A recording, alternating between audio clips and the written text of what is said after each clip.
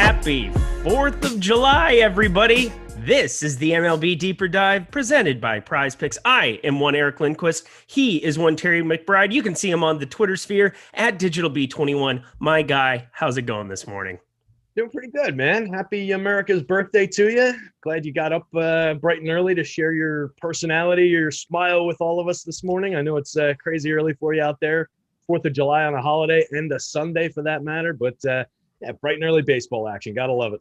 Yeah, so I'm kind of double dipping a little bit. So I get to do this show, and then I'm actually heading down to Anaheim for the day with the lady. We're going to go check out the Angels and Orioles games. Tickets were super cheap. We were able to get right at first row, just hang out, eat some nachos, eat some hot dogs, celebrate America's Day, and I don't know, see America's pastime in the meantime. Felt like a good decision.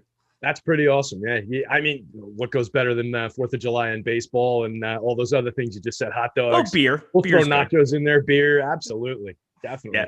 Hope you get a good game. I mean, you never know with the Orioles, but yeah, hopefully that'll be a good one. And you get to see Ohtani play. Not bad. Yeah, get to stack up a little 3-game afternooner, but we're not here to talk about that. We're here to talk about the, well, I guess it depends which slate you're playing. If you're playing over on DraftKings, 9-gamer, over on FanDuel, 8-gamer. Fortunately, the 1 game is pretty easy, I believe, to break down for the Mets-Yankees game. We will get to that, but before we get to anything, hit that like button, hit that subscribe button, and hit that notification bell so you know when this and all the other content here at Awesemo is going live. We are again presented by Prize Picks. We will talk about them a little later in the show.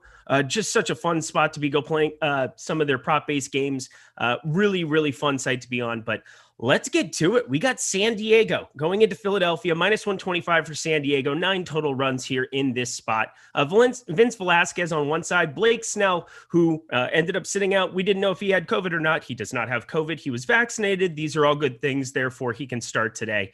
29.8% K percentage. And I guess the theme of the day is going to be a lot of aces on the top end, a lot of top-heavy pitchers. You're probably not going to be falling into the class of playing a lot of Vince Velasquez. I'm not sure if you feel differently about that, but talk to me about pitching in this spot, Terry.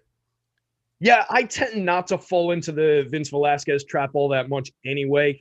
He's just not a pitcher that I've ever really trusted, given the wildness, given his propensity for putting guys on base.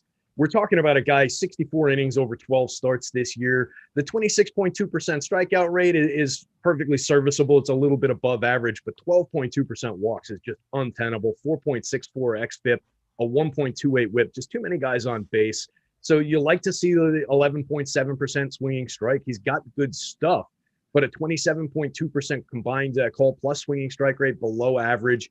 Gives up barrels, gives up launch angle, 10.3% barrel rate, a 20.3 degree average launch angle, 40.6% hard hit rate. There's just so much here. Throwing him into one of the better offenses in baseball.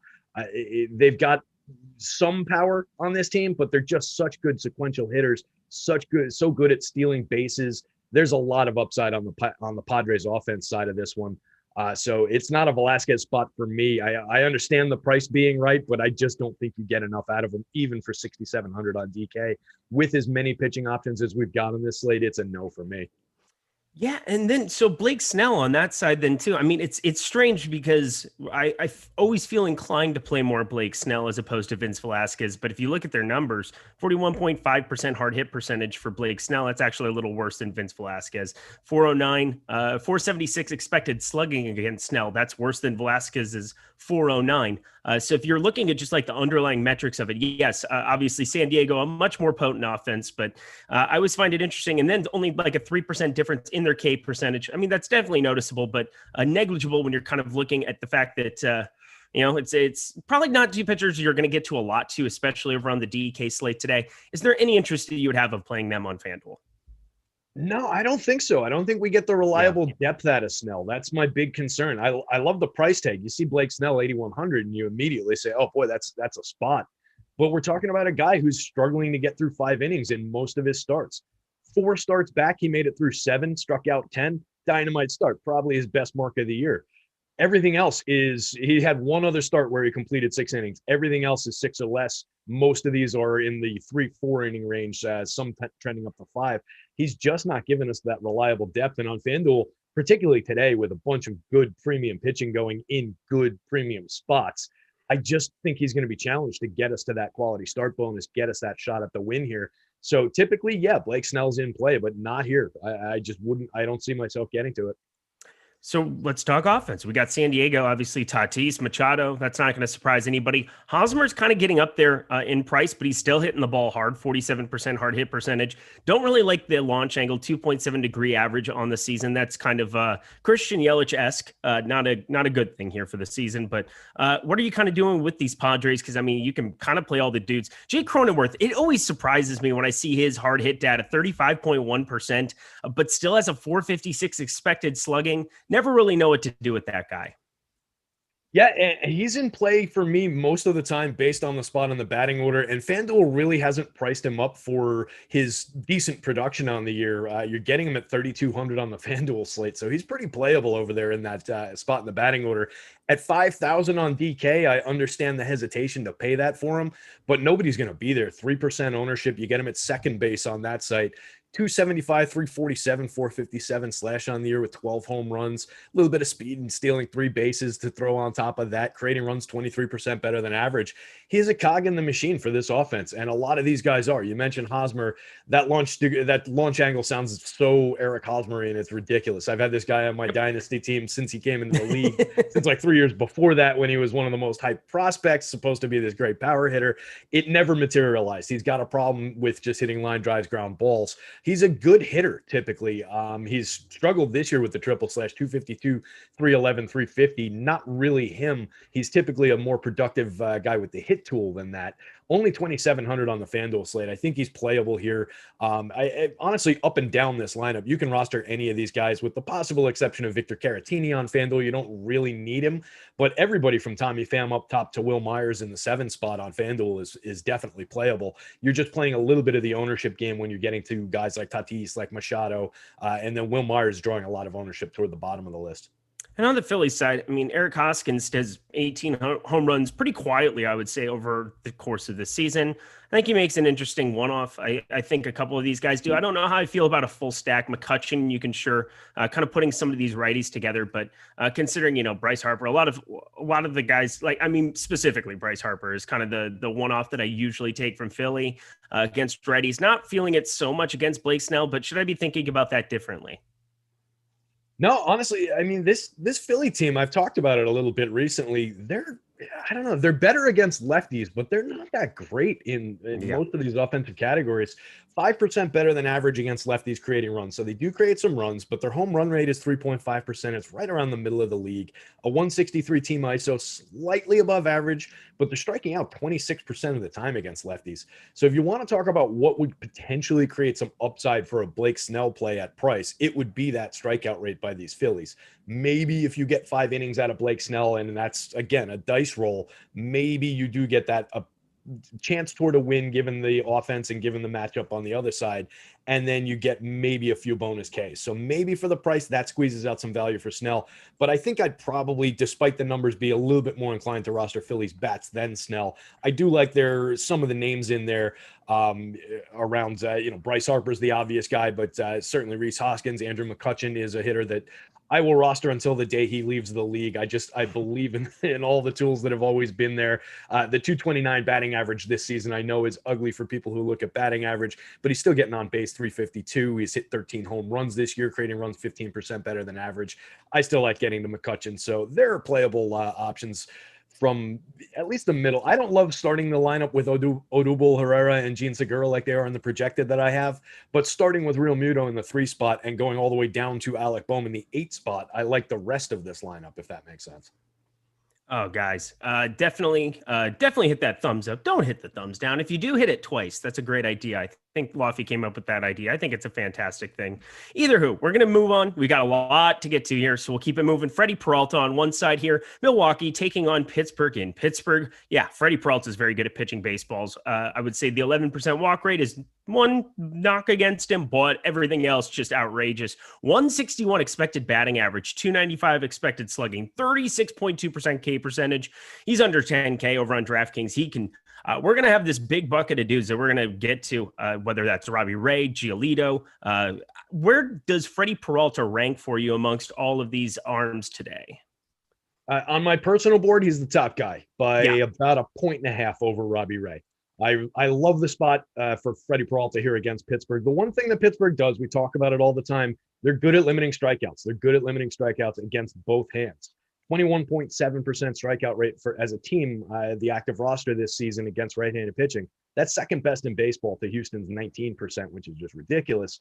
But Pittsburgh does nothing else well. 2.39% home run rate in the split, one of the worst in baseball. A 127 team ISO, the worst in baseball against right-handed pitching. 15% worse than average creating runs against righties, is second worst to the ridiculous 72 WRC plus that the Rockies have.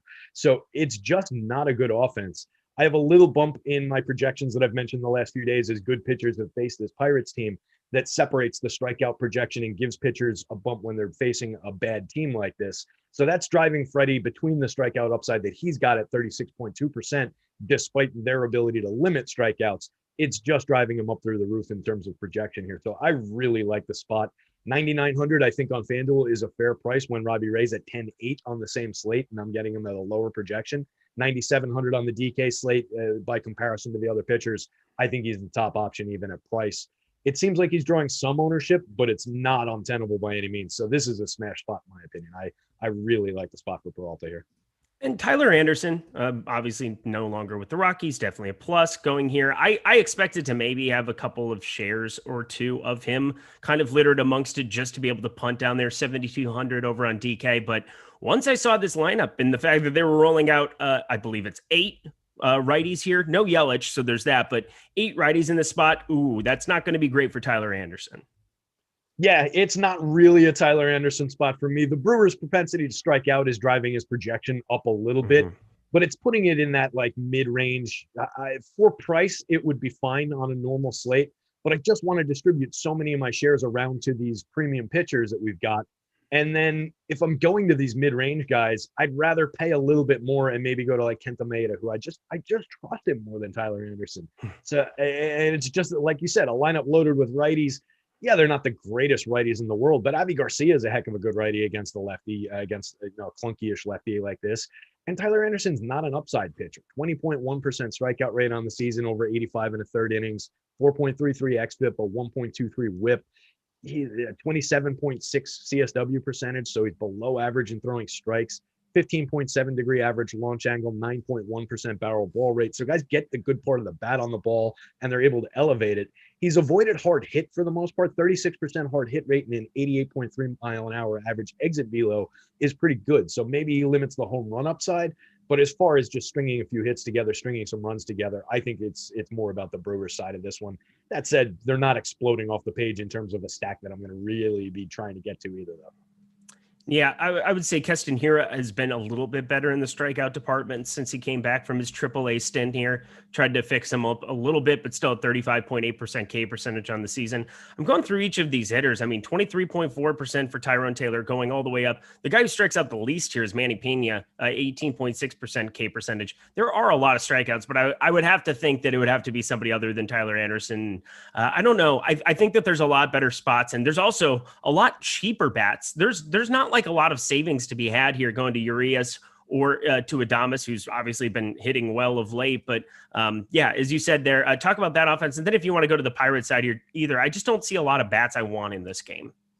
Yeah, and I'm mostly with you on that. I would say on the Brewer side of things, it is a little bit of a different story in terms of the pricing across sites. Urias up top, 5,300 on DK, 3,100 on FanDuel.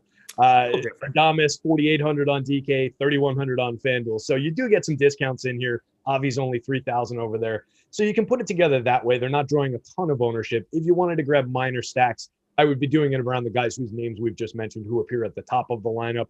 I don't think we need to get to lefty Jackie Bradley and a lefty. I don't really need pieces of Manny Pena or Daniel Robertson from the bottom of the lineup. But going from Urias, Tyrone Taylor, Adames, Avi Garcia, and Keston Hiura, there's something there. It's just not much. It's not really a spot for me. Similar on the other side of things, I don't think I want to throw any of these Pirates into Freddie Peralta here, given the awesome strikeout rate that he's got. Maybe a couple of them are putting the ball in play, but I think he's just going to be good enough limiting any of the hard hit upside.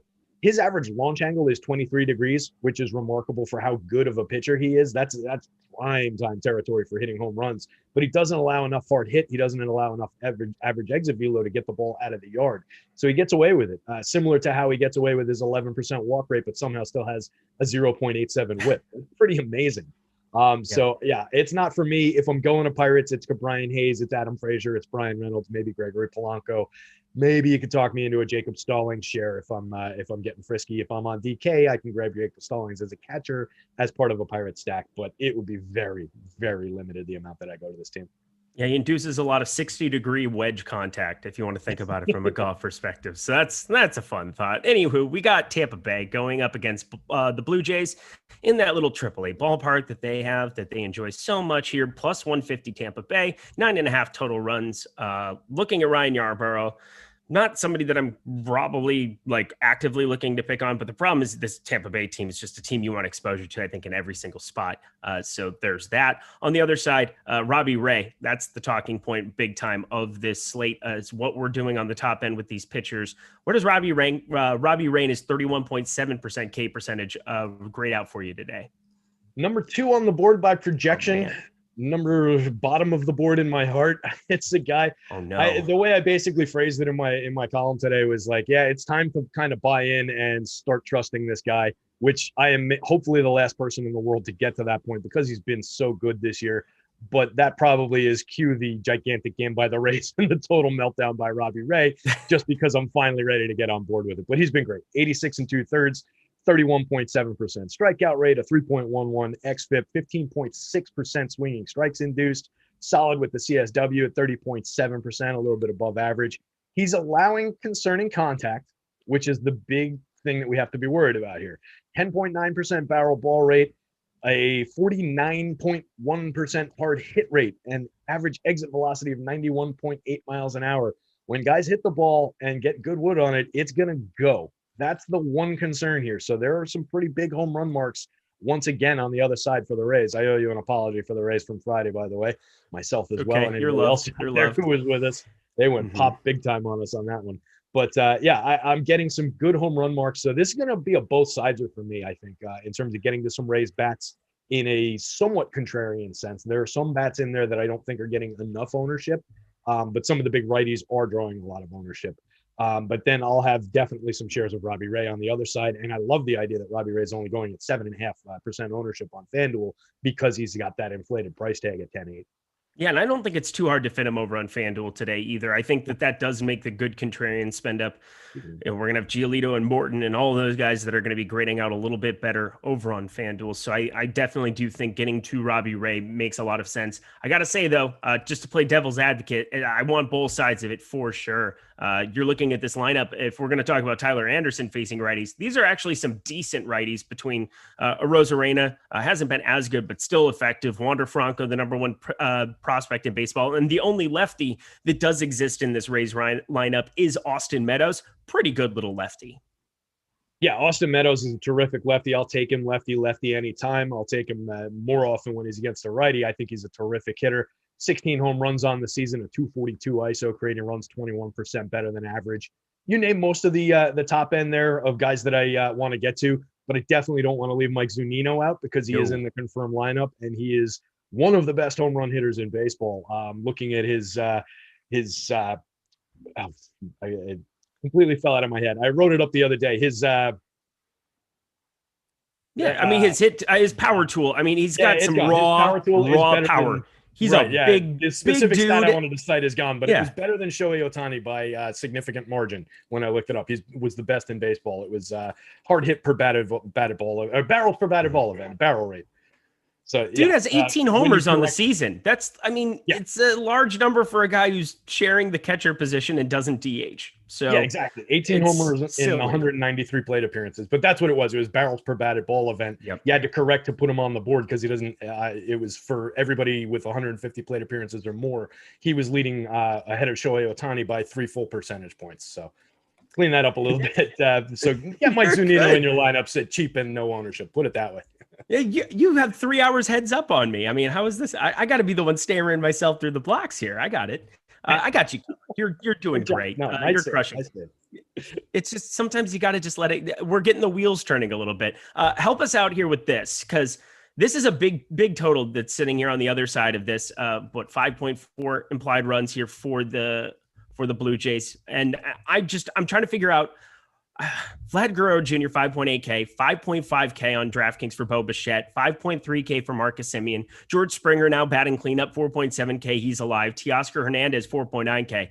These guys 1 through 5 are just so expensive. And Ryan Yarbrough, not a guy that I generally go out of my way to pick on by any means. You go through all of his numbers for the season. I mean, he just does not give up a lot of hard contact, but I feel like this Blue Jays team is an exception to his 261 expected batting average, 26.2% hard hit percentage for Ryan Yarbrough, but it's a lefty. Everybody I listed off on the top end's a righty. What are we doing with Toronto in this spot?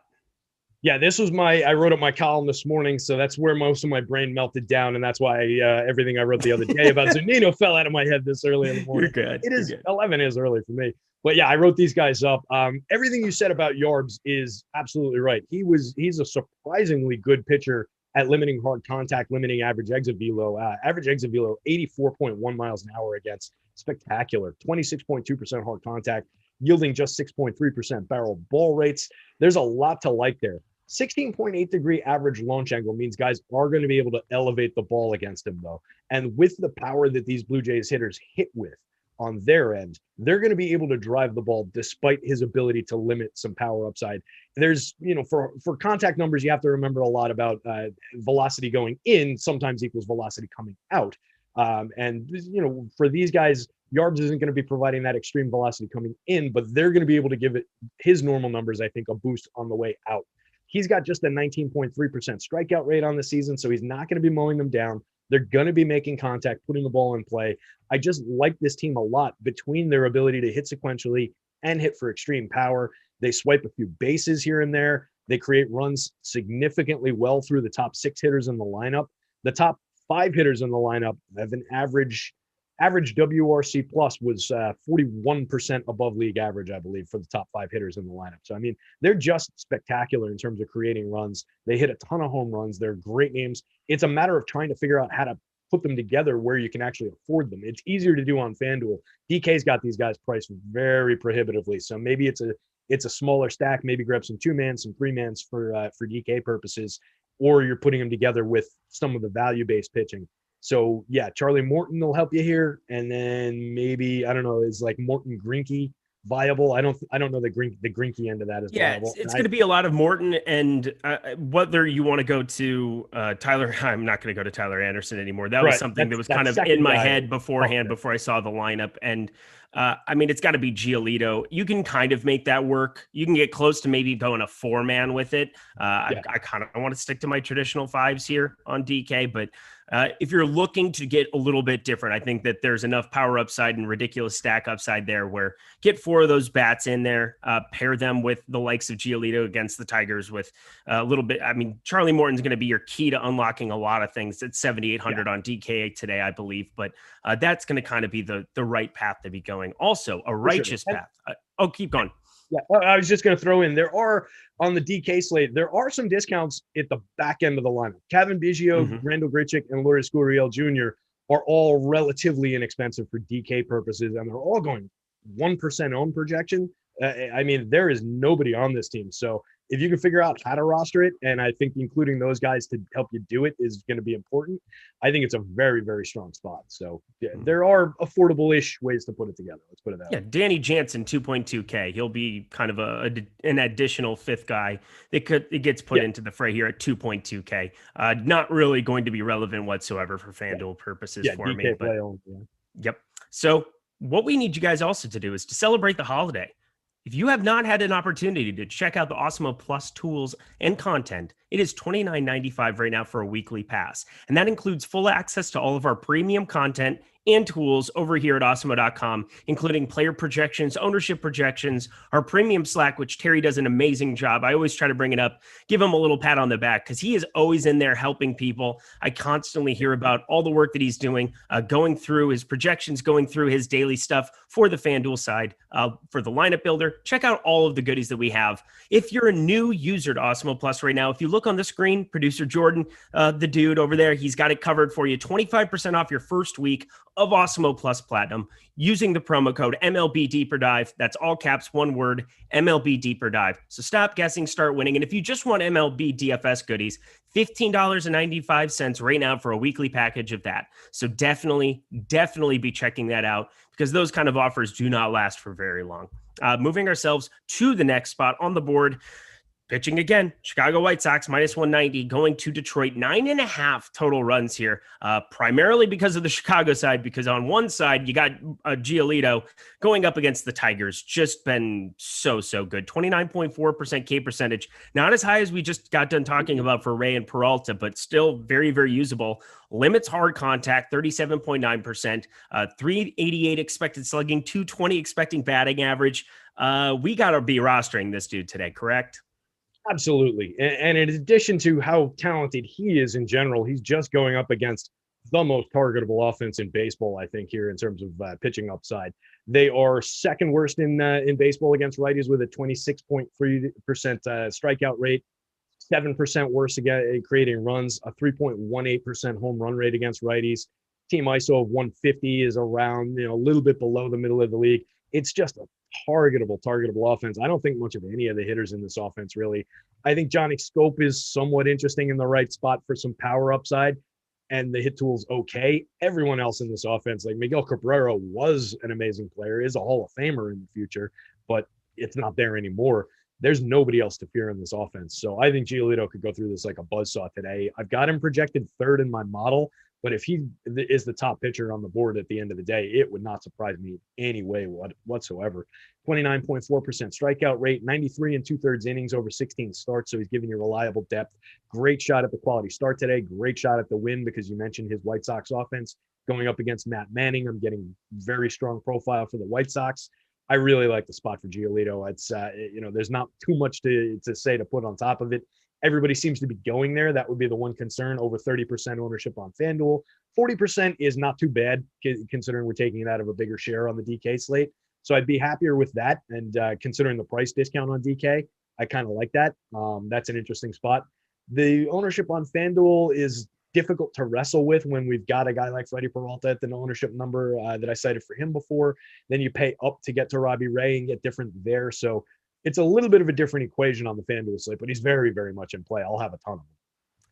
And then on the other side of it, you know what? We're not even going to talk about Matt Manning. I'm still upset with him. I actually rostered him one day. I don't know why. I'm looking in hindsight. I must have just needed punt galore, but it's definitely a name that I remember clicking on an unfortunate amount because I can tell you one thing. It didn't go well.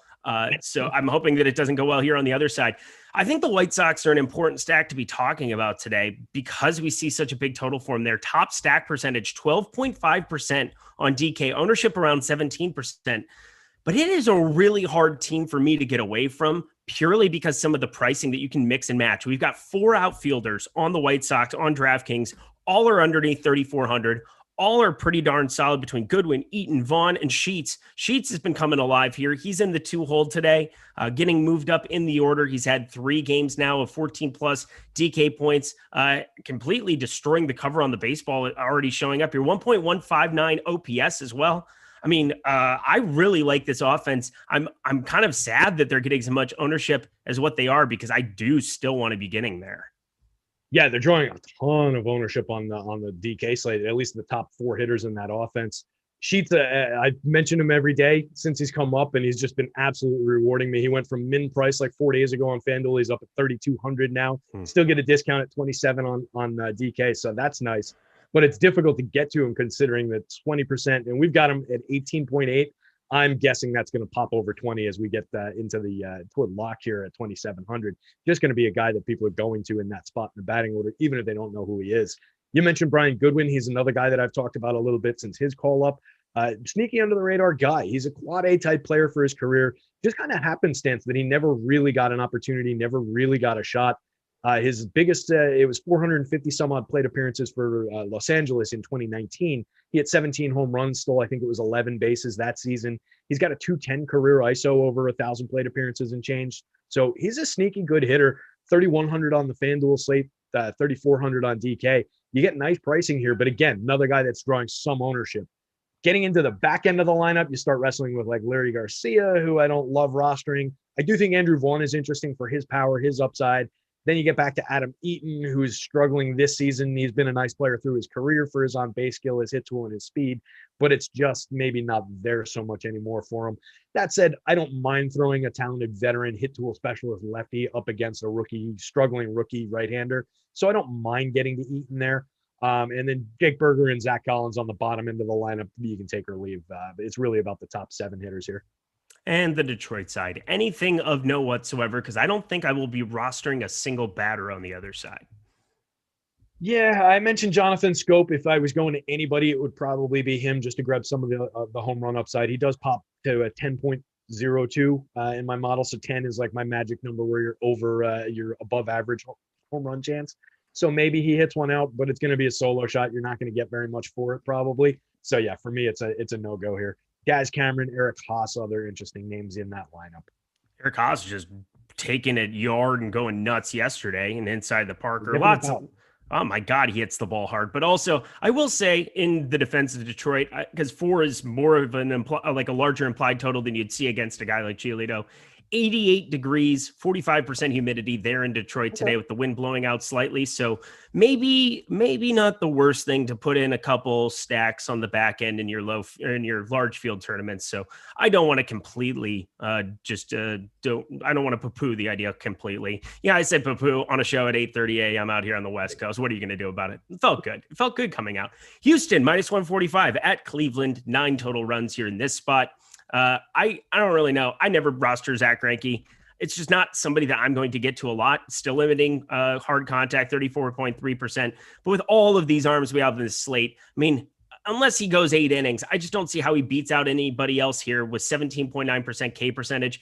You're not getting him for like super cheap by any means. Are you kind of seeing it the same way?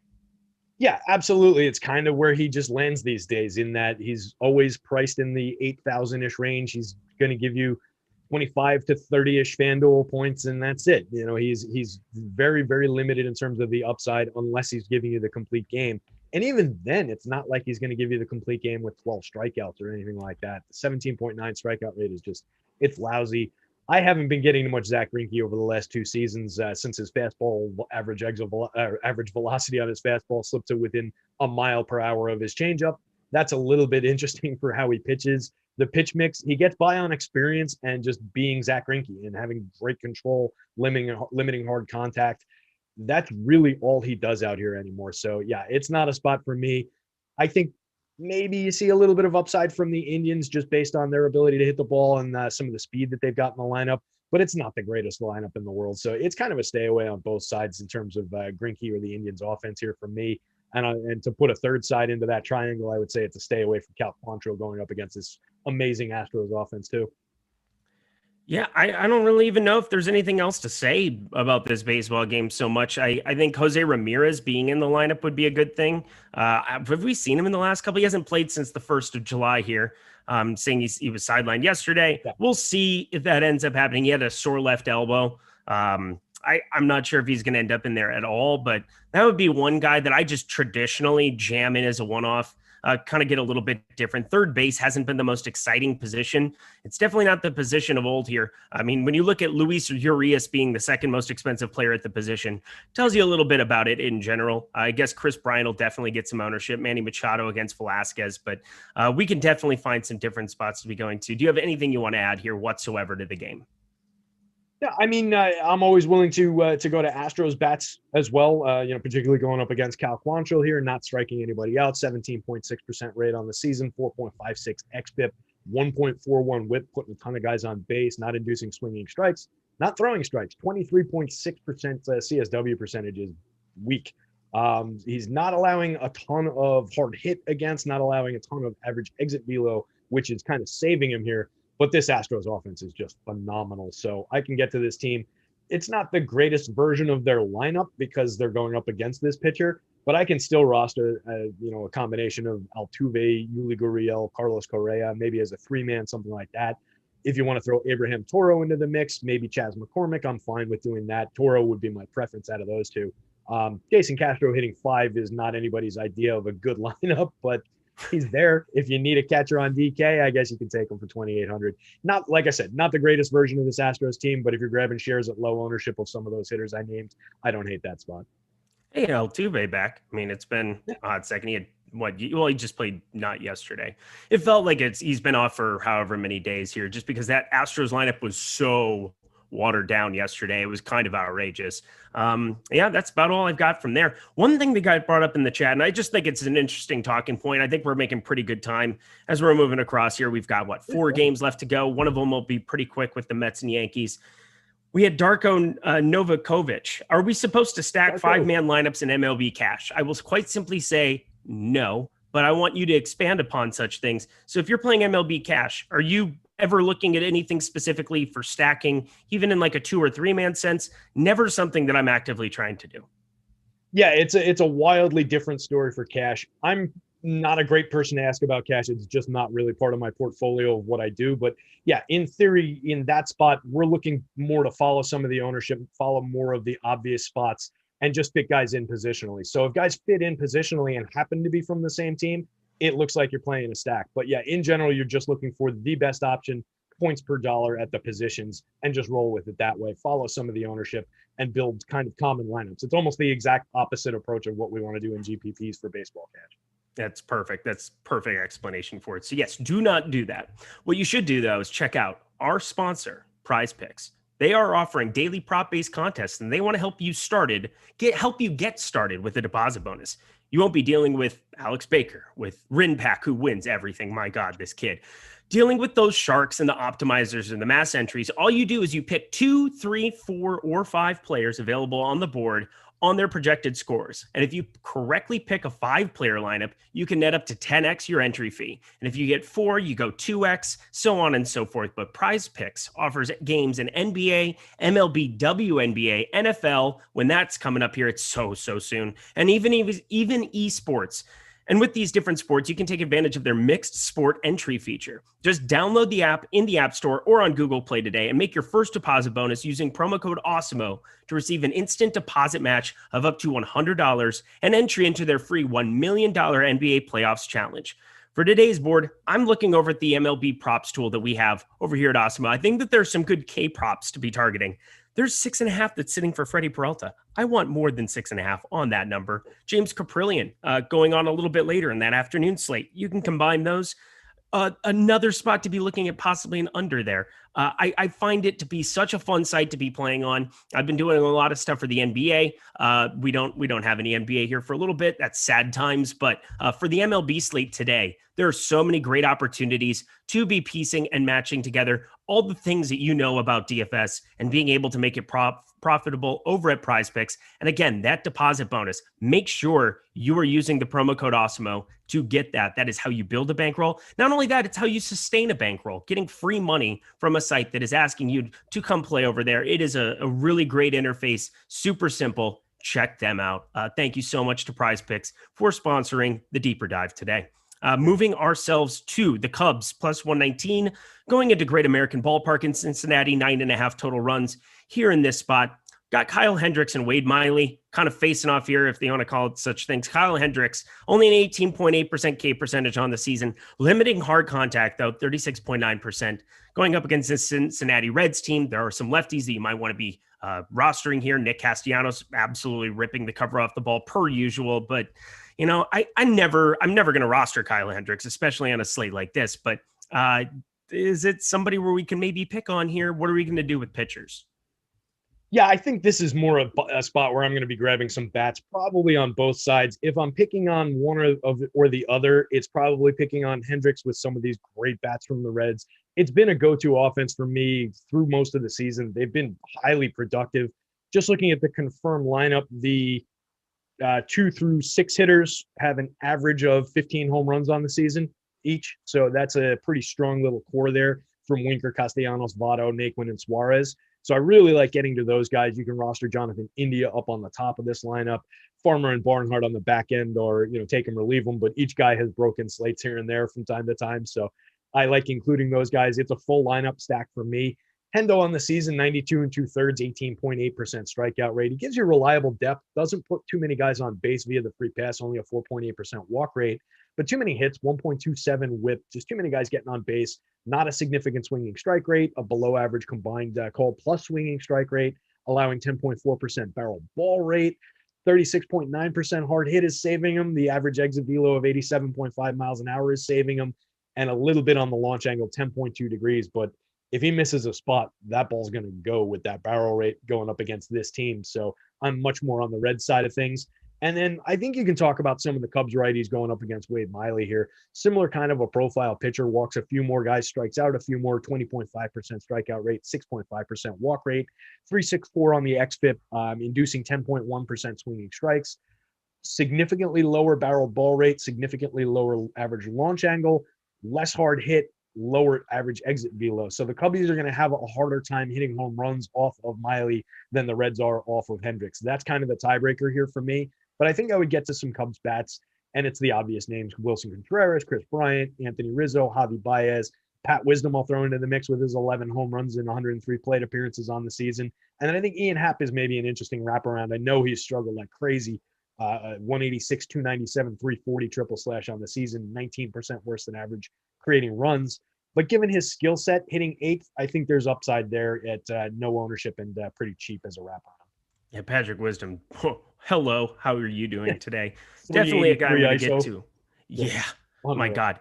I will say Tyler Naquin, I almost never play just because the pinch hit risk is just absolutely outrageous all the time. So I almost always go in manually to Cruncher and I click on either his name. I think we saw it kind of yesterday. There were some Oakland Athletics and spots where there's the teams, the prime suspects for the guys for the pinch hit. He's just one of them. If he goes yard right off the bat, I just think that there's an opportunity cost when you start thinking about guys on the White Sox, when you have 4 outfielders that are under 3,400 that are in a phenomenal spot, and you start kind of playing with fire when you're rostering a guy like Tyler Naquin, where you just need him to go yard at 3.3K right out of the gate because there's just so many spots. But not saying he can't. Wind's blowing out, 90 degrees out there, 57% humidity. I mean, you can't ask for better hitting weather than what you've gotten in Cincinnati today. Yeah, prime hitting conditions. I agree with you conceptually about avoiding guys who are likely to get pinch hit for. You don't want to take your potential plate appearances from around 5 to around 3. That makes a lot of sense. As part of stacks, I still allow for it. He's a rotational piece in stacks for me. So I would have shares of him in Cincinnati stacks. You're hoping for that first inning or second inning home run and get to it early, of course.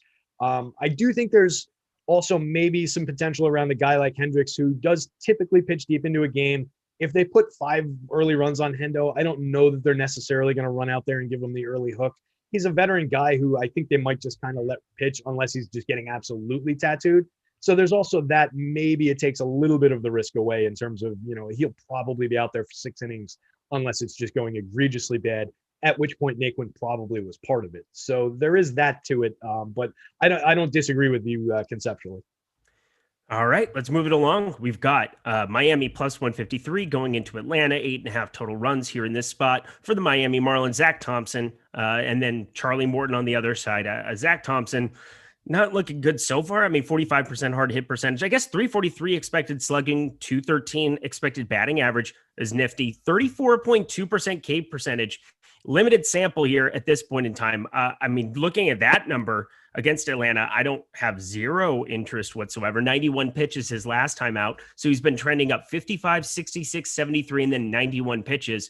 I mean, I did not expect that I was going to click on his name and then just say that I have like some crazy GPP interest, but maybe I have some crazy GPP interest on DraftKings on a 2-pitcher site in Zak Thompson. Would you possibly have the same? So he's striking out 34.2% of major league hitters. Let's unpack that for a moment. That means he has struck out precisely 25 of 73 hitters that he's faced so far in his career. Looking at his minor league track record, which I think is more important than that small sample at this point, we're talking about a kid who through the minors at every step of the way has been in the, at best, mid-20s. 24.7% in high A, 24.4 in double A. He jumped to a 28.6 in double A in 2019, was back down to a 24.9 in triple A. In 2021, this year, he's been at 30.4 in triple A. So there is maybe a little something to that. but that's also over only 15 innings. We're talking about striking out 21 of 69 hitters there. He's also got a 6.60 ERA in that sample, but it is a 3.88 xFIP. So under the covers, maybe he's a little bit better. He's a 27-year-old kid who took a while to get here. The traditional scouting doesn't give him any kind of interesting grades. Maybe a little bit of a good slider, but he's got a 40 grade command, 45 grade curveball, just an average fastball. There's not much here. I don't like throwing pitchers into this Braves lineup anyway. They're very good hitting right-handed pitching for power. There are a lot of very good hitters here. It's not a spot for me. I'm much more interested in Charlie Morton, and I'll probably be drawing some Brave stacks against this kid. Oh, I said crazy GPP interest. I didn't say normal or I want a lot of him. I mean, I'm going to get to maybe like 2 or 3% in 150. I'm looking at the top pitchers tool. Doesn't grade out phenomenally well whatsoever. I mean, only a 4.2% chance of being a top 2 pitcher, but only being 1% owned. I don't know, 6,400, just a different price point. We'll talk about Kenta Maeda here at the next turn. I think he'll definitely be getting some interest as an SP2 just because of the tag at 6,200. Going up against a righty heavy KC team. But talk to me about the other side of it, because that's really where we're going to be looking and where the pitching interest lies in this game. Charlie Morton, 34.1% hard hit percentage, 27.5% K percentage. Going up against this Marlins team, we know that they have some righties that can generate some power here, but 25.5% K percentage versus righties for the season, only a 90 WRC plus. So what are you doing with Charlie Morton? I am going to be rostering some Charlie Morton. He's a guy that I like Charlie Morton, but I tend not to get to him. But I think in this spot, I'm going to be all over it. I like the price at $9,000 on FanDuel. You're getting a little bit of a discount from some of the other premium guys. And he's in a very similar type of a matchup to like a Freddie Peralta going up against those Pirates. Maybe there's a little bit more friskiness in this Marlins lineup, but there's no Jazz Chisholm at the top. They're leading things off with John Birdie today. So I don't really fear a ton here for a talented guy like Charlie Morton, who has been good at limiting hard hit, limiting average exit velo against, 7.6 degree launch angle, 4.9% barrel rate. So the contact profile is terrific. He's striking out 27.5% of hitters, perfectly serviceable there. 12.7% swinging strike rate, 31.2% CSW percentage. The confirmed Marlins lineup is only striking out 21.2% of the time as a unit, but there are some strikeouts in there for him. Sandy Leon at the back end of the lineup, Jesus Sanchez, who I think is going to be a good hitter in this league, but currently striking out 27.1% of the time. Duvall, we all know, is a swing and miss win machine. He does have that top end power when he makes contact, but he's at a 31.1% strikeout rate in the middle of the lineup. So there are some strikeouts here for Morton. I like the upside. I like his ability to cap this lineup. So yeah, I'll definitely be around the field. Maybe it's 21% ownership on FanDuel. I find it difficult to get up over 25% on most pitchers, especially when it's not like an apex pitcher on like a weak slate like what we had the other day. So I'll be around the field. I think that's fair on DK as well. Maybe you can squeeze a little bit above the number that we have projected for him on DK. And then just to clean up Zach Thompson real quick, because I didn't notice, and I should have thought of it while we were talking about him, he is at a very good value price on DK. So I do think that as a crazy tournament play, it's much more viable over there. I don't know if you saw his FanDuel price. He's 9,200 on the That's fantastic. Yeah. No, he's an easy click on the little tiny blue box on the left side of your screen on Fantasy Cruncher. I said crazy GP play on DK. There aren't many places to go to crazy different savings. I think the K rate at least exists to a place right now at this point in time. Yes, there could definitely be some regression, but that's mitigated a little bit by the fact that he's 6,400. I don't really want to be playing a Kenta Maeda who's getting any kind of ownership, but I guess we will get there here in a second. Just kind of rounding out this spot here for bats. I mean, you hit on the top end for him there. For Acuna, Freeman, Albies, Riley, Swanson, all the usual suspects going on the other side of it there. Is there any like one hitter? I mean, Adam Duvall definitely hits the ball hard from the Miami side. You can maybe be going his direction. But is there anybody, especially now that we're not getting Garrett Cooper in that lineup? I mean, I feel so good about Charlie Morton today. Yeah, I feel really good about Morton as well. I think it's appropriate that none of the Marlins are really drawing any ownership on the FanDuel slate, not much on the DK slate either. It's a ton of righties at the top of the lineup as well. My home run pick was Jazz Chisholm, and then they yanked him out of the lineup when they confirmed it, so I lose him.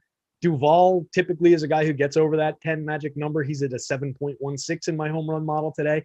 There's just not much on the bone here. Maybe you do go to Jesus Sanchez. At least he's a left-handed hitter.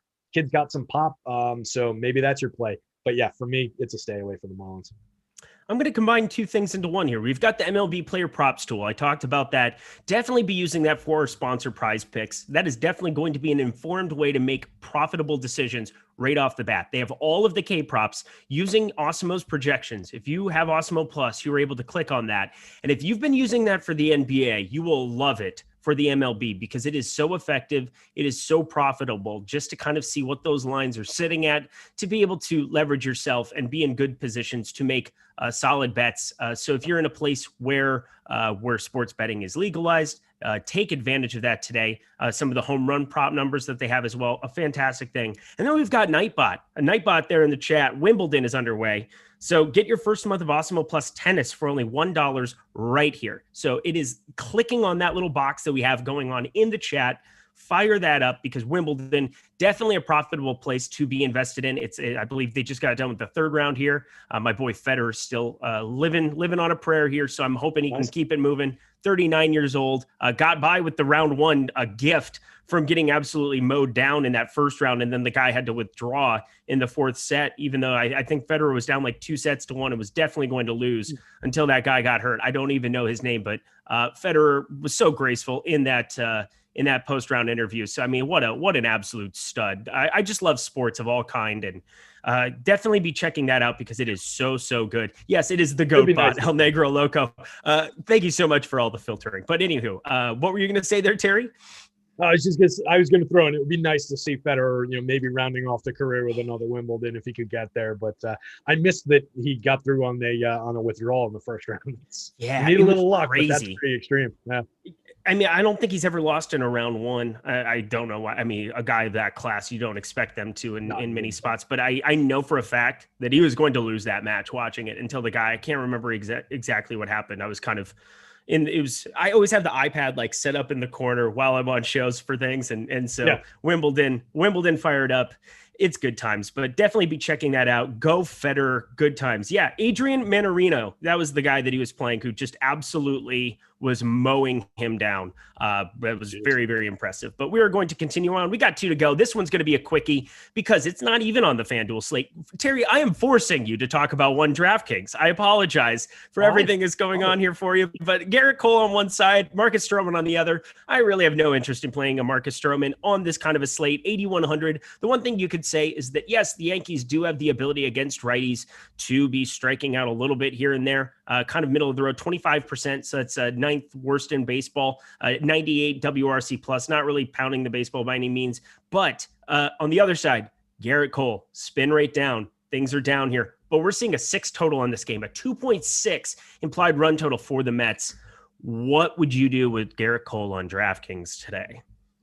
I think, look, you're getting him in that 7-inning start because it's the first game of a doubleheader. So there's the chance that he gives you that complete game shutout, right? Mm-hmm. He's got that ability. He's a guy who goes deep into starts most of the time. He is in the absolute dead center of that sticky stuff spin rate discussion, though. That's the concern here. It's something that, as this entire thing has been going on, I've been saying, look, we can't really quantify for it yet. We don't know fully what it means yet. We're starting to see it around the edges for some guys where spin rate on the average is coming down for a lot of these pitchers. Some of these guys are getting hit. There is not nearly enough of a sample to put anything reliable behind that yet, though. We need more data. So this is still Garrett Cole in my mind. He's going up against a Mets lineup that's gotten healthy. They got Brandon Nimmo back. They've got Michael Conforto back. So, and Jeff McNeil as well, a phenomenal hit tool guy in that lineup. So that's 3 significant left-handed hitters that they've added back to this lineup.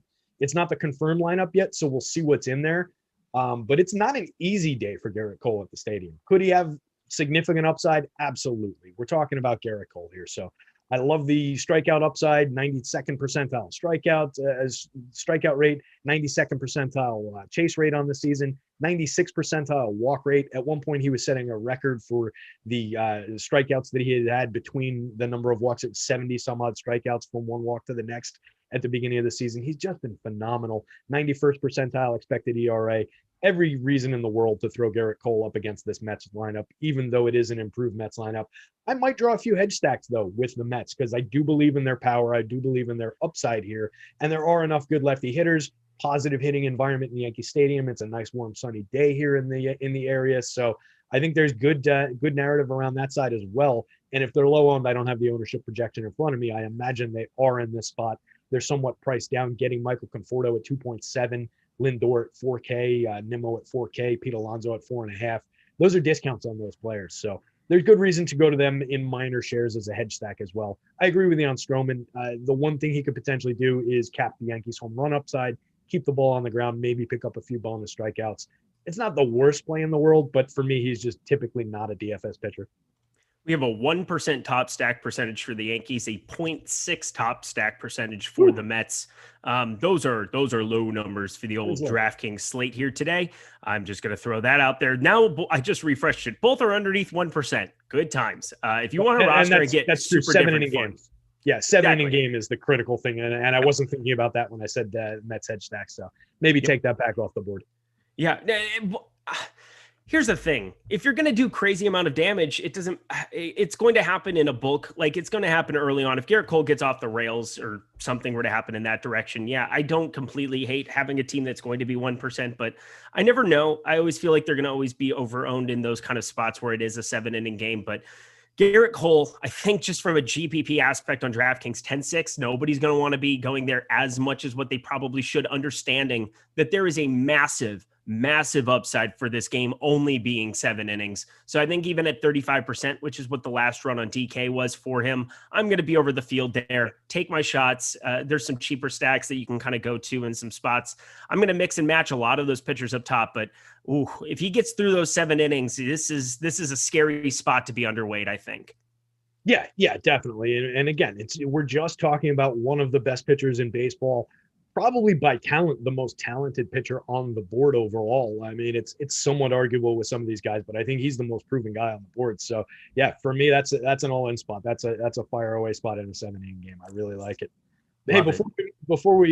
As we move on, I guess, just to throw in there a little bit more upside even for Freddie Peralta, given the confirmed lineup for the Pittsburgh Pirates, has Ben Gamble cleaning up, Wilmer Defoe, Phillip Evans, Michael Perez, Jared Oliva at the back end. My, it is ugly, and they've added strikeouts to that lineup with that run of hitters. So even more upside for Freddie Peralta here.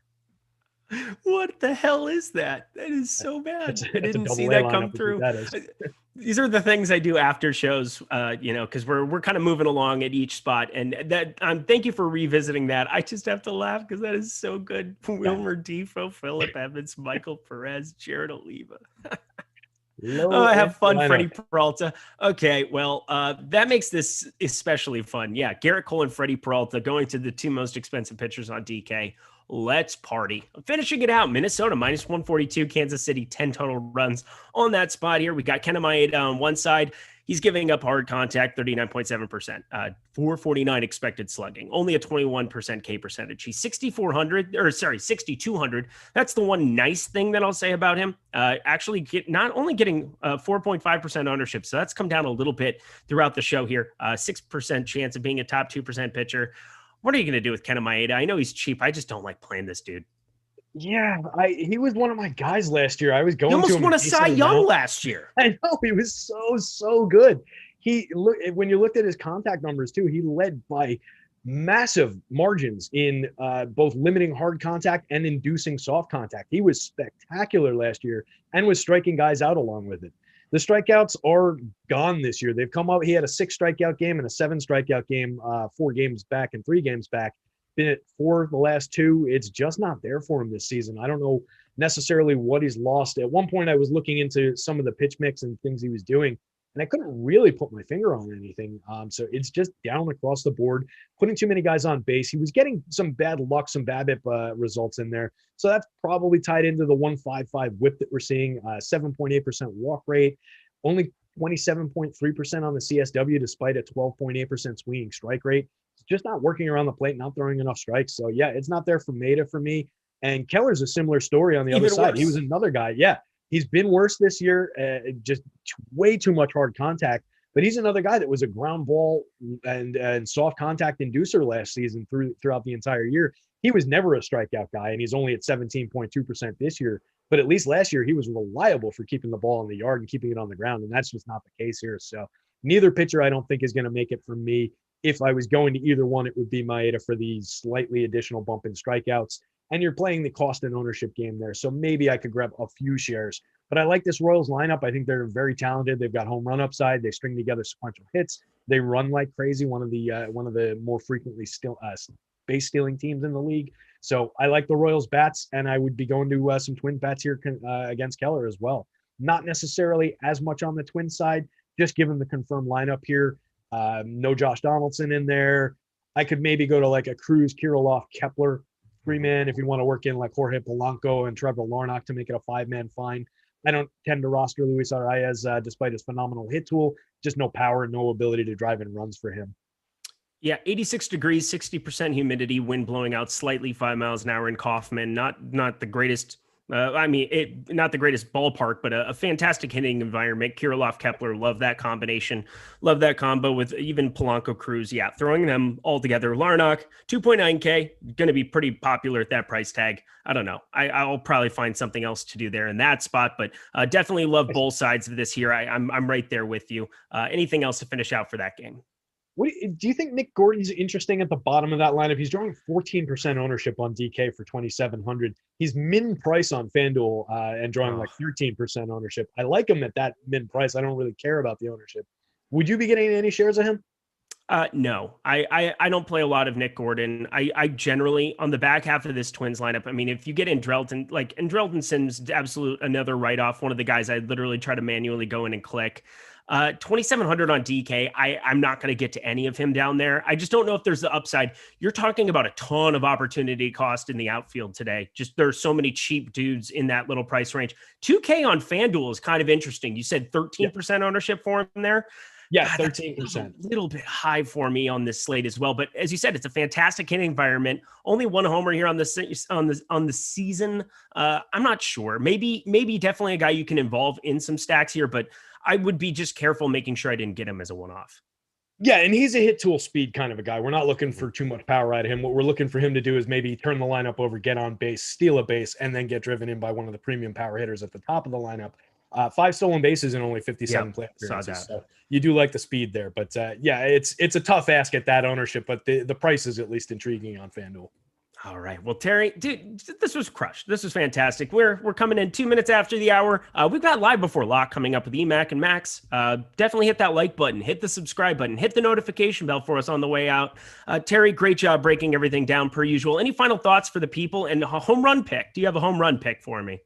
Oh, I do have a home run pick. I will wish the people a happy 4th of July while I scroll to who my home run pick was, and that was Jose Abreu from the Chicago White Sox. It's in my article, which is up on the site for free.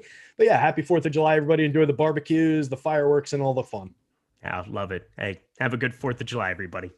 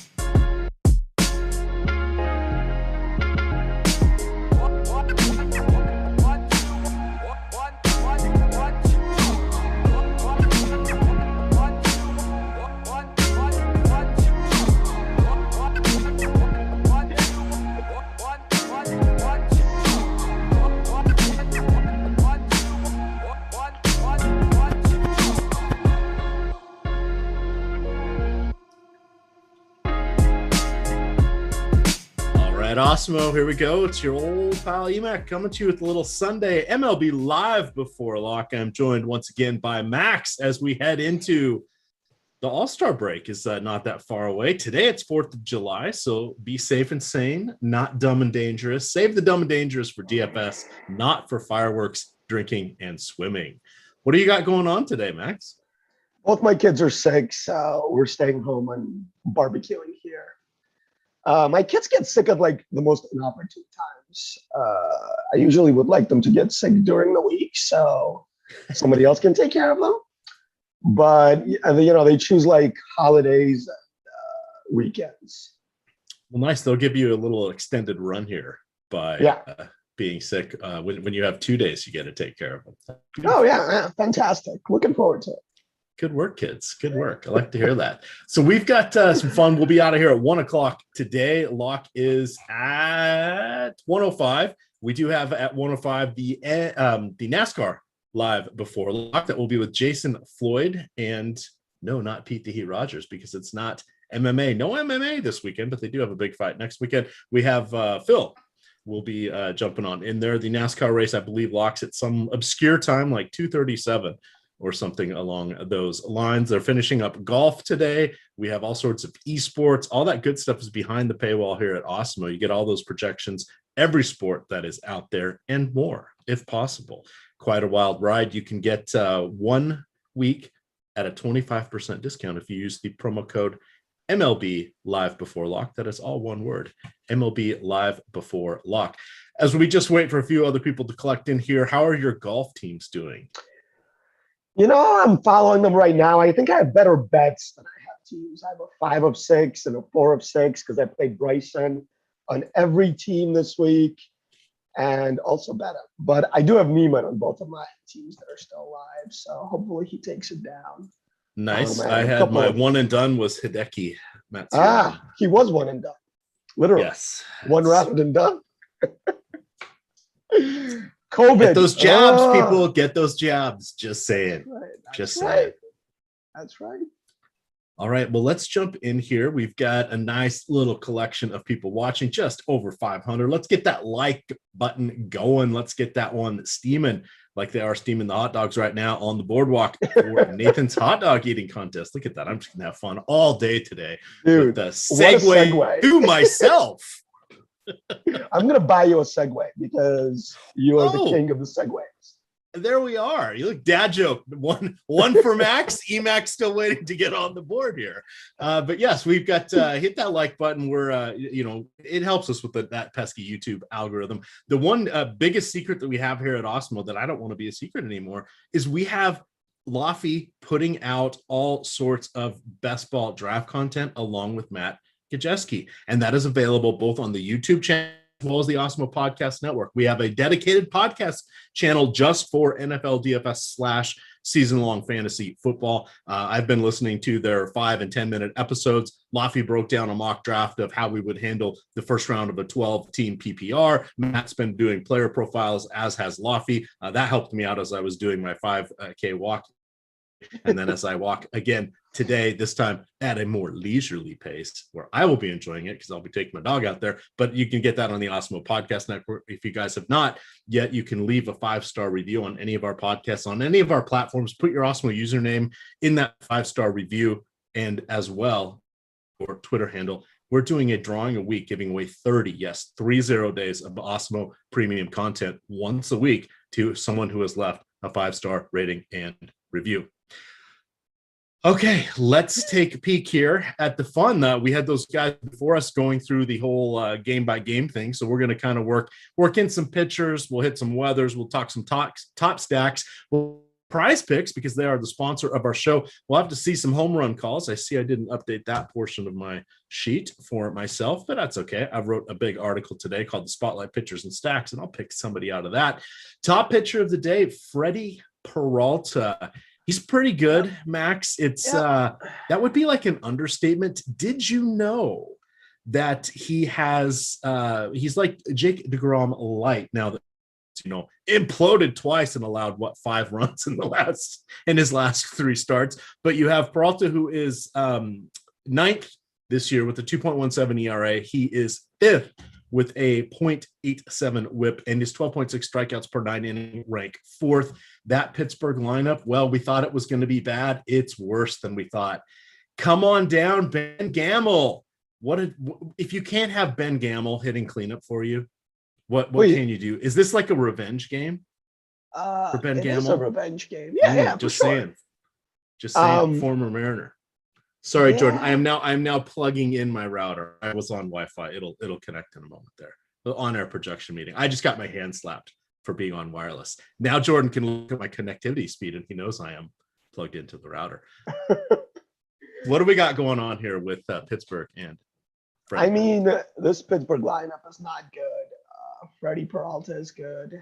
I don't know if we need any more analysis. So usually, like, the Pirates throw out a lineup that doesn't strike out much, but this isn't it.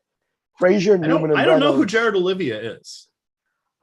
He has a 55.6% strikeout rate in 4 at bats. So he's good at it. He struck out twice, I guess. I don't know. Like, just play Peralta. He's a good chalk. He's going to be really chalky today. But I have a problem with Gialito being super chalky just because he hasn't shown much lately. Garrett Cole is going to probably get that complete game, but I don't know if he's going to get the complete game shutout.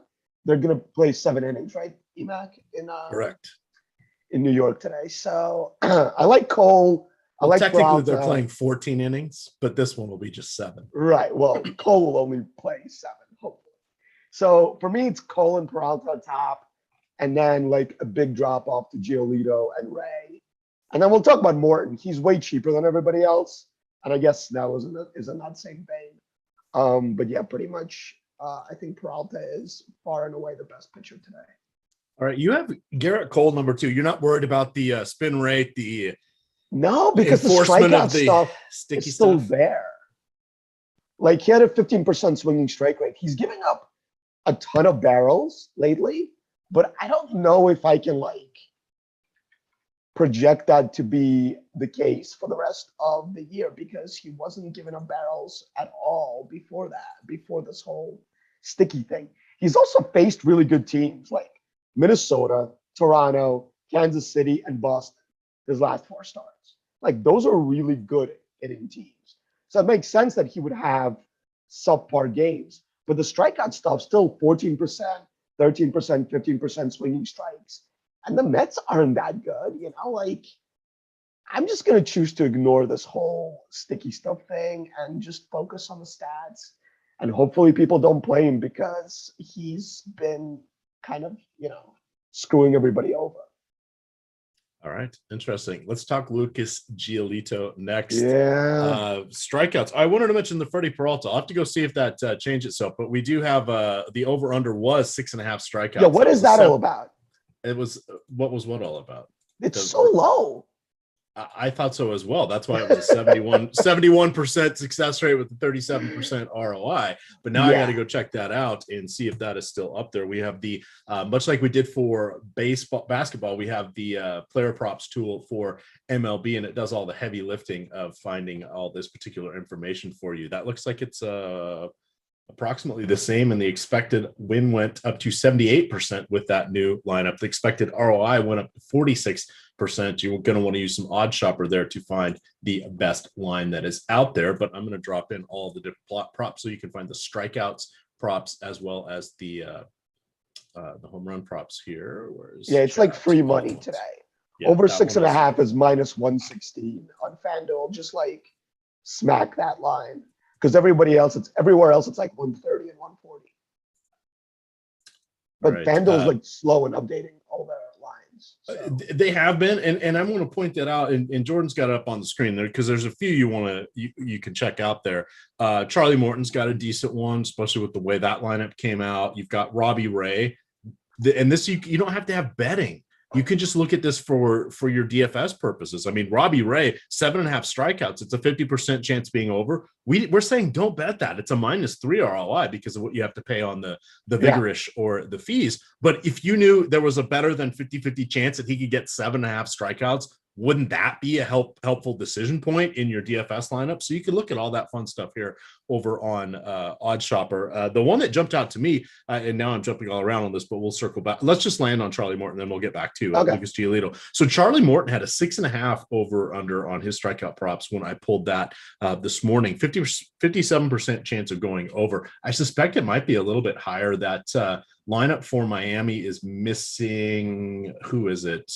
Cooper is not in there. Jesus Aguilar, I guess, is. I didn't have him in the projected lineup, but boy, that drops off dramatically with Jesus Sanchez, Joe Panic, Sandy Leone, the pitcher.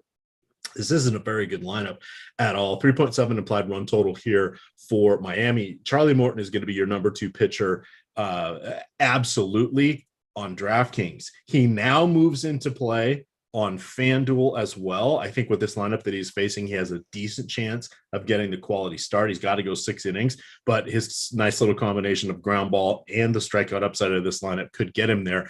I still don't want to go there on Yahoo. I believe he's 50. There are better pitchers on Yahoo, but how are you feeling about Charlie Morton? How are you feeling about the strikeout prop? Maybe anybody for a leverage play? It's hard to take leverage plays against a ground ball like Morton. Morton's 37, by the way, if you didn't know. Listen, 37. I am so pissed the Yankees didn't get him in the offseason. I think he was a great get. But the Marlins don't strike out much, this version of the lineup. So I think Morton is a way better cash play than GPP play today. So 20% for Birdie, 19 for Marte, only 18 for Aguilar. Then Duvall is 30. But then Rojas 13, Panic 12. Sanchez strikes out at 27 and Leon at 28, and then you have the pitcher. So 4 guys strike out a lot and 5 guys don't. So it just depends on how many times he's going to get through this lineup, right? Well, Joe Panic's not going to hit the ball out of an infield, so there's a good chance with Rojas, Duvall, or Sanchez on base in front of him. That's a double play. What's a pitcher's best friend? Strike him out, throw him out, double play. What's a pitcher's next best friend? The double play. How many points do you get for a double play on DraftKings? Less than you get for a strikeout. I can tell you that much. So, yeah, I mean, for me, I'm going to fade him in GPPs. He's going to be really highly owned. I think we have him projected for 40%. Yeah. So cash, he's definitely your SP2 in cash. It's Peralta and Morton by a long shot today. But in GPPs, I think he's a fade for me just because of the strikeout, the lack of the strikeout upside, and the fact that he's going to be very, very highly owned. I'd rather take some variance elsewhere. All right. Now to Lucas Gialito. Gialito, kind of interesting. It's an easy choice now to go to Peralta when we've seen that Pittsburgh lineup. This morning it was a little bit tougher of a choice. I still landed with Peralta. You've got Gialito, a little bit better price tag here, 49 on Yahoo. He's a great one there. You've got 9,600 on FanDuel with just 300 less than Peralta, and then on DK he's 800 less than Peralta. So Gialito has faced the Tigers 3 times in the previous or in those 19.2 innings against him. Detroit has 7 of the 18 home runs that Gialito has allowed. They've given him 2 of his 5 losses. They're also striking out at 11.4 times per 9 innings. So all is not lost. I do not believe that short-term success will be maintained. I did just want to point it out a little. This is still a fine matchup from a variety of perspectives here. How do you feel about Gialito? I think it's another guy to go under on. His xFIP last 3 starts has not fallen below 4. So 418, 568 against Minnesota. The swinging strikes have dropped off as well. 15, 13, 7 against Minnesota. Yeah, and again, he's going to be mega chalky today. We have him as the highest projected ownership at 42%. An 8,900 price tag is definitely really low for a guy of his upside. But I think just everybody's going to play him against Detroit. It's another guy that I think I'm going to go under in GPPs. I think Peralta is the better play. I think Cole's the better play. And we're going to get to some guys below that. So for me, Morton and Gialito are cashy plays. In GPPs, I'm going to go under on both. All right. I am looking. That's going to hit most of my guys. Robbie Ray sort of touched on there. He's going to go against the Tampa Bay Rays today. Yeah. How are you feeling about Robbie? Ooh, Battle of the Rays. Damn it. I missed a chance there. That would have been 2 points in the dad joke. I can only give myself a half because I didn't set that up. But oh boy, I'm going to have to hope they play each other again in the American League East. They will. Battle of the Rays. Fingers crossed. What do you want to do here with Robbie Ray and the potential for his strikeout upside pitching in Buffalo? Yeah, Robbie, a great GPP play today, 31% strikeout rate. Also gives up 49% hard hits. So for me, I think that screams GPP. He's either he can win you a slate or he can get shellacked by this Tampa team. This version of the Tampa team strikes out a little bit less than the ordinary lineup they throw out there. Wander Franco only 18%, Margot 15, Diaz 16, Mejia 16. But then they have Zunino at 38, Matos 25, Rosarena at 27, and Walls at 27, and Brosseau at 32. So a lot of power in this lineup, but also a ton of strikeouts. Screams GPP to me. Right. Looking through the remainder of the pitchers, I see someone in chat is asking, slightly long, says, could Greinke pay off today with Jose Ramirez out of the lineup? Ramirez is dealing with a sore left elbow. He has missed the last couple of days. They did get Franmil Reyes back. He is only 3,400 on him on DraftKings. Wow. That's a great point. Reyes, Rosario, and both Rosarios are 3,500. Cesar Hernandez, 3.7. Damn, that's a cheap lineup there. They have a 4.1 implied run total. How are you feeling about Zack Greinke, master of disguises, or at least disguising his pitches? Not for me, just because I play mostly GPPs and there's no upside here. He has a 17% strikeout rate. That's way below average. I think the average is like 24 right now for pitchers. Only a 5% walk rate. You're right. He doesn't give up hard hits, 34%. So for me, it's a stay away from both sides. I don't mind a Reyes one-off just because the guy has an X slugging of 544 and a 53% hard hit. The guy just smokes the ball whenever he hits it. So yeah, I think he's a fine play. I'm staying away from Greinke even at the lower price tag than we're used to seeing him, right, at 8,200. I just don't think there's enough upside there. All right, let's continue along down the list. I'm looking. I don't really see anybody jumping out. Is there any discount dandy at pitcher you would consider? We've got Kenta Maeda. That doesn't really feel great. Wade Miley. Where are the strikeouts? Vincent Velasquez. How many home runs is he going to give up to the pod squad today? Ooh, Ryan Yarbrough. How are you feeling about Yarbs? No Yarbrough for me.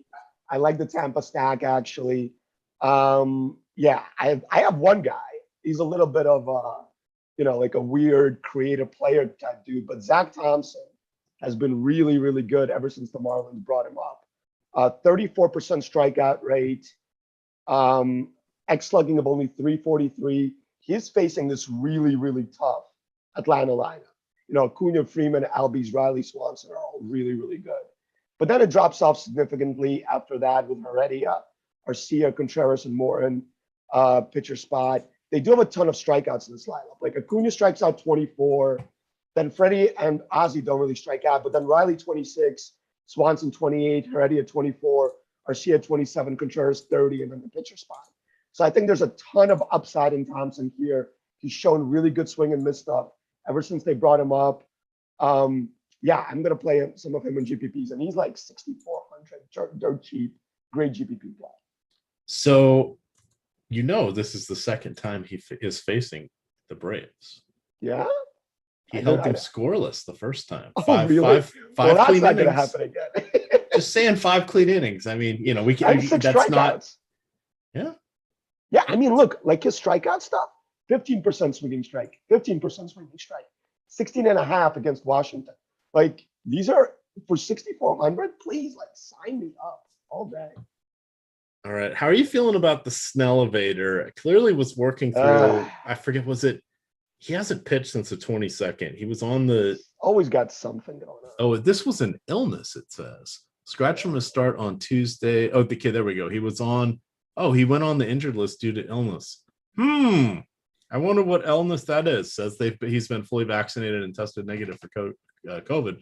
Still enough to put him on the injured list for a while. But here's his last few starts, going back to just 6 weeks ago. So May 30th, -6. These are DK points. His next start, 38.5. The following start against the Mets team, which he crushed for 38.5 points, 6. Yeah. Then he went to Coors Field, -11. You know what? We're going to give him a pass on that. And then 21 against the Dodgers. That's not. Do you have any idea how many he's going to score today? Zero. Like, I have zero clue how well he's going to do. He's going to get 17 DK points today with 8 strikeouts. Okay. I mean, that means he's going to give up a bunch of runs. Right? I'm not saying it's exciting, but that's where I'm landing. EMac, I don't know. I mean, he's a great. I think Zach Thompson's a better play. He is, for sure, because there's like a $1,600 price difference in them. And, like with Snell, I just always fade him because he's always overpriced, but he's not in this spot. 8K is actually like, I'm willing to pay that price for Snell. I think he's in play today. I think he's a fine GPP play. He's going to be way under-owned. I think we even projected for, I don't even see him here, 7%. 7%. Yep. Yeah. So like that screams go over, like double that. And if he gives you that 34 points, you're probably going to be on top of the GPPs. All right. Any other pitchers here before we start saying bad things about some of the pitchers? I think that's all. I mean, we didn't talk about Cole. Like, I think Cole's a good play. You did. You were slobbing all over him. You said everybody else is an idiot. You said something about he don't mind his sticky stuff. I don't remember. There was a conversation. No, that's very inappropriate what I was going to say about sticky stuff. I'm not even going to say it on air. But yeah, I mean, overpriced. Wade Miley, overpriced. Yeah, I don't really see anybody here down here. I think we're good. All right. Well, let's talk about the weather here for a moment. The New York games, game 1 and 2, roving showers. So delay at the worst. You're up in the New York area, correct? Yeah, it's totally fine here. Okay. It rained for the last 2 days, like nonstop. You had to like buy an arc. But yeah, I mean, I think it's over with. I think we're good to go. All right. We have the Awesemo Hall of Fame here. I want to point that out for those of you that are wondering how to get in the Awesemo Hall of Fame. Well, all you got to do is just download the Awesemo avatar. You can get that at awesemo.com/avatar. Tweet us some wins. Show us some fun screenshots here. It doesn't have to be eye-popping numbers. We got a nice one here from SJ Cottle. They are showing us, got my first win here. Even if it's a tie, it still counts. Am I right? Totally. Shouting out Josh and Lofty D and Greg Ehrenberg. Nice little $137 victory there. You've got Devin checks in here with saying, what's better than a 13-way split? Well, he says a 3-way split. I completely agree. Nice little hit there. Looks like he got himself a little 4-figure boost to the old bankroll. Cruising along, we got Justin Tope here. Justin tied for first here in this contest in the nickel. We get a lot of Awesemo avatars in the nickel over there on FanDuel. It's their 5-cent contest. You can max that out for just $7.50. Have a little bit of fun with that. He takes down $275. That is a nice one. And then we got Chachi. I wonder if he's related to Chachi Arcola. No one's going to get that joke. Well, you may have. Did you get that one? No, not really. Oh my God, Happy Days. Fonzie's cousin. Oh, do you see? Yeah. I mean, I know Happy Days, but I didn't watch it. All right. What is the spinoff? Joni Loves Chachi. Did you know that Mork and Mindy spun off of Happy Days, as did Laverne and Shirley? I mean, that show was a goldmine for those people. Just putting it there. But we have Chachi crushing one there. He won $383. And then at the end, Iron Mike bringing it home says, haven't been very good at baseball, but hopefully this is a sign of things to come. Not only first, he got second in the mini max over there on DK, $750. All you guys got to do, again, go to awesemo.com/avatar, download the avatar, upload it onto your DFS accounts, and tweet us any victories. We want to celebrate them with you.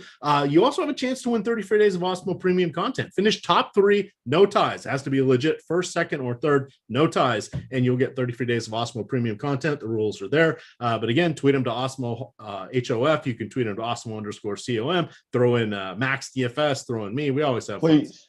Fun. I will retweet. There you go. There you go. Make you famous to my 1,000 followers. Hey, they're a quality. They were handpicked.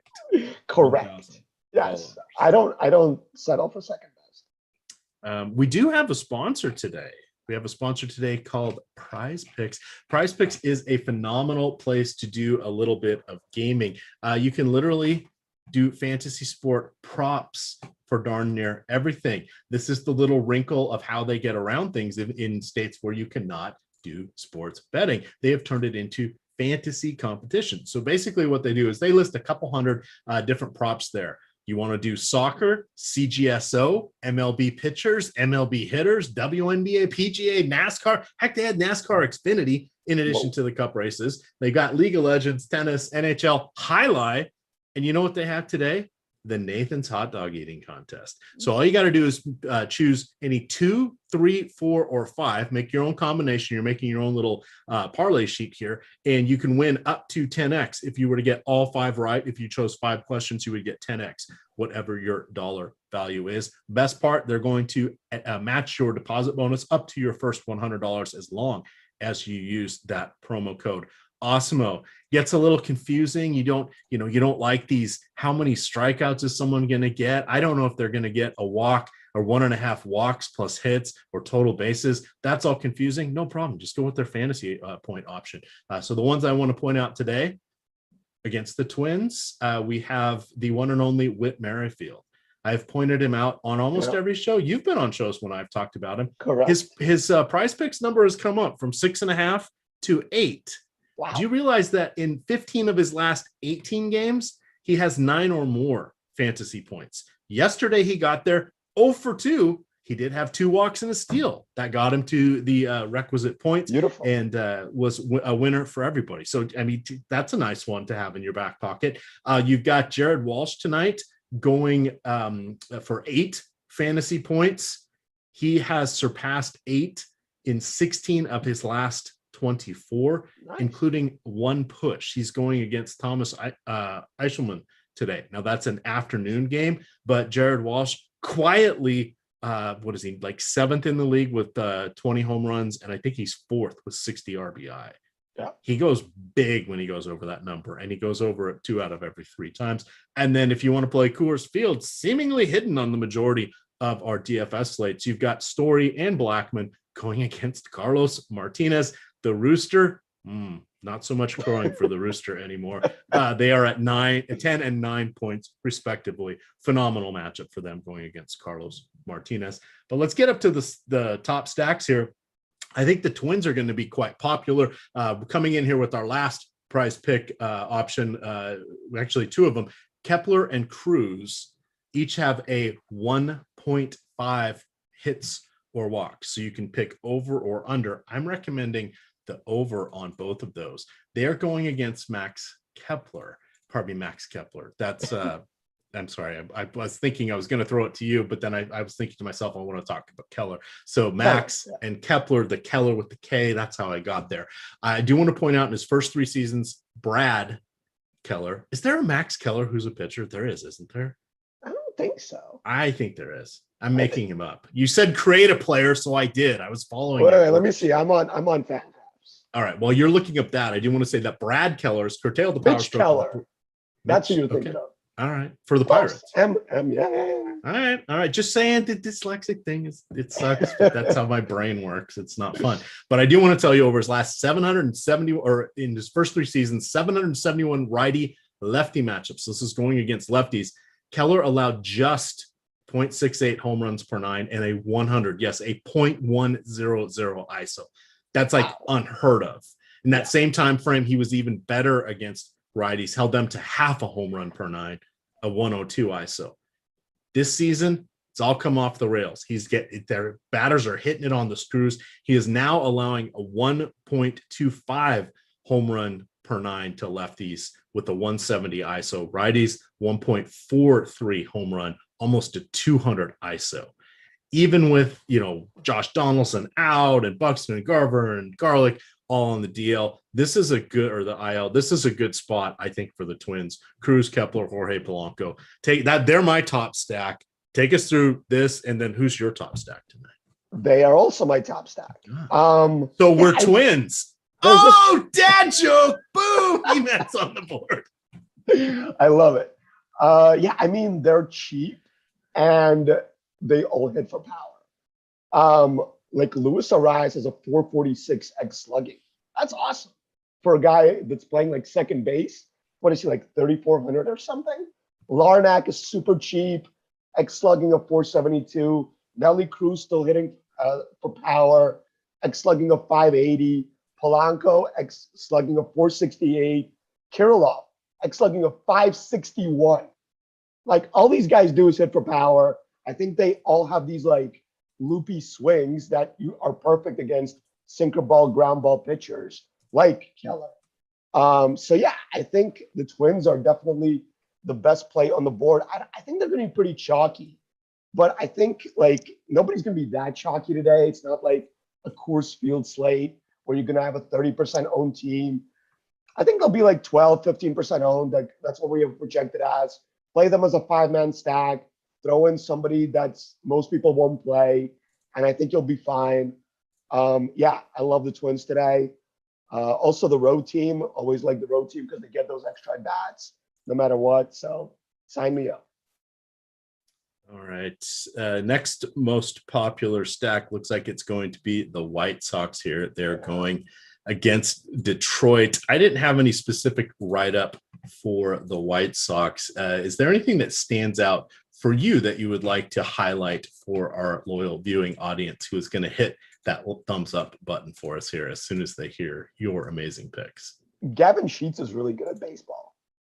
That's all I got for you. His 5-day sample size? What are we up to now? He's good on the minors as well.